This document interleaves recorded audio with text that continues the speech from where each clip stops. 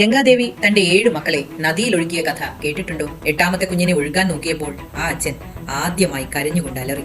ആ നിമിഷം ചരിത്രം മാറി.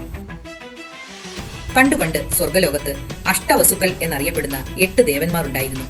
ധരൻ, ധ്രുവൻ, സോമൻ, അഹൻ, അനിലൻ, അനലൻ, പ്രത്യൂഷൻ, പ്രഭാസൻ എന്നിവരായിരുന്നു അവർ. ഒരിക്കൽ അഷ്ടവസുക്കൾ തങ്ങളുടെ പത്നിമാരോടൊപ്പം വനവിഹാരത്തിന് പോയി. ആ വനാന്തരത്തിൽ വസിഷ്ഠ മഹർഷിയുടെ ആശ്രമം സ്ഥിതി ചെയ്യുന്നുണ്ടായിരുന്നു. അവിടെ മഹർഷിയുടെ ദിവ്യമായ കാമധേനു നന്ദിനി പുല്ലുമെയ്യുന്നുണ്ടായിരുന്നു. ആ പശുവിനെ കണ്ട പ്രഭാസന്റെ പത്നി അതിന്റെ ദിവ്യ സൗന്ദര്യത്തിൽ മോഹിതയായി. പ്രാണനാഥ, ഈ ദിവ്യധേനുവിന്റെ പാൽ കുടിക്കുന്നവർക്ക് ചിരയൗവനം ലഭിക്കുമത്രേ. ഈ പശുവിനെ നമുക്ക് കൊണ്ടുപോകണം. പ്രഭാസൻ മടിച്ചുവെങ്കിലും പത്നിയുടെ നിർബന്ധത്തിന് വഴങ്ങി മറ്റു വസുക്കളുടെ സഹായത്തോടെ നന്ദിനിയെ അപഹരിച്ചു. ധ്യാനത്തിൽ നിന്നുണർന്ന വസിഷ്ഠ മഹർഷി ദിവ്യദൃഷ്ടിയാൽ സത്യമറിഞ്ഞു. കോപാഗ്നിയിൽ ജ്വലിച്ച മഹർഷി ശപിച്ചു. ധർമ്മം മറന്ന് മോഷണം ചെയ്ത നിങ്ങൾ 8 പേരും മർത്യലോകത്ത് മനുഷ്യരായി ജനിക്കട്ടെ. വസുക്കൾ ഭയചകിതരായി മഹർഷിയുടെ കാൽക്കൽ വീണു ക്ഷമയാചിച്ചു. മഹർഷിയുടെ കോപം അല്പം ശമിച്ചു. അദ്ദേഹം പറഞ്ഞു, 7 പേർക്ക് ജനിച്ച ഉടനെ മോചനം ലഭിക്കും. എന്നാൽ മുഖ്യ അപരാധിയായ പ്രഭാസൻ ദീർഘകാലം ഭൂമിയിൽ ജീവിക്കേണ്ടി വരും. മഹാനായിരിക്കും, പക്ഷേ സന്താന സൗഖ്യമോ ദാമ്പത്യ സുഖമോ ഉണ്ടാവില്ല. ദുഃഖിതരായ വസുക്കൾ ഗംഗാദേവിയെ സമീപിച്ചപേക്ഷിച്ചു.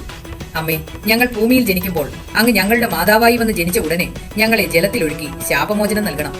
കരുണാമയിയായ ഗംഗാദേവി സമ്മതിച്ചു. ഹസ്തിനപുരം ഭരിച്ചിരുന്ന ശന്തനു മഹാരാജാവ് ഒരു ദിനം ഗംഗാതീരത്ത് നടക്കുകയായിരുന്നു. അപ്പോൾ അതിസുന്ദരിയായ ഒരു സ്ത്രീ ഗംഗാതീരത്ത് നിൽക്കുന്നത് കണ്ടു.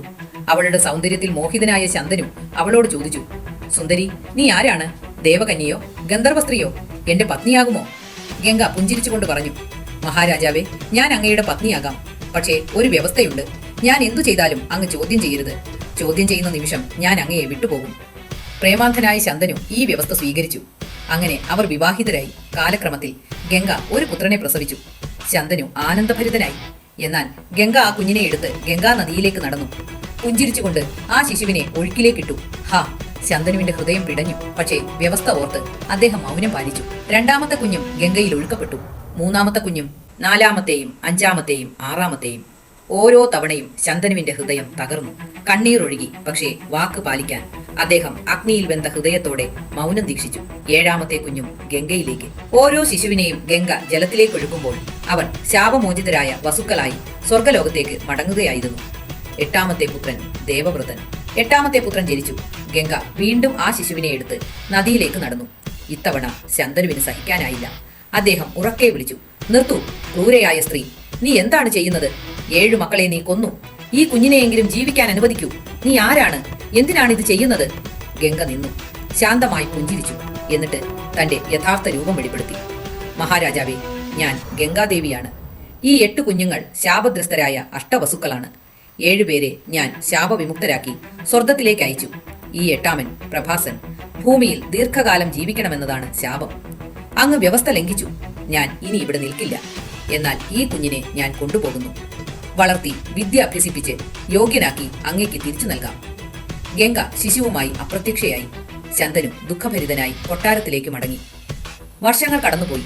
ഒരു ദിവസം ശന്തനു വീണ്ടും ഗംഗാതീരത്തെത്തി. അവിടെ ഒരു തേജസ്വിയായ യുവാവ് ബാണങ്ങൾ കൊണ്ട് ഗംഗാനദിയുടെ ഒഴുക്ക് തടഞ്ഞു നിർത്തുന്നത് കണ്ടു.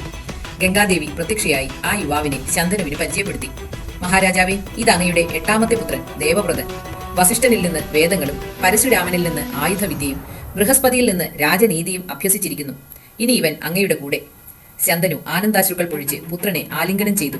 ഈ ദേവവ്രതൻ തന്നെയാണ് പിന്നീട് പിതാവിന് വേണ്ടി ആജീവനാന്ത ബ്രഹ്മചര്യം പ്രതിജ്ഞ ചെയ്ത് ഭീഷ്മൻ എന്ന നാമത്തിൽ പ്രസിദ്ധനായത്. ഭീഷ്മരുടെ ഭീഷണമായ പ്രതിജ്ഞ കേട്ട് ദേവന്മാർ ആകാശത്തുനിന്ന് പൂമഴ വർഷിച്ചു.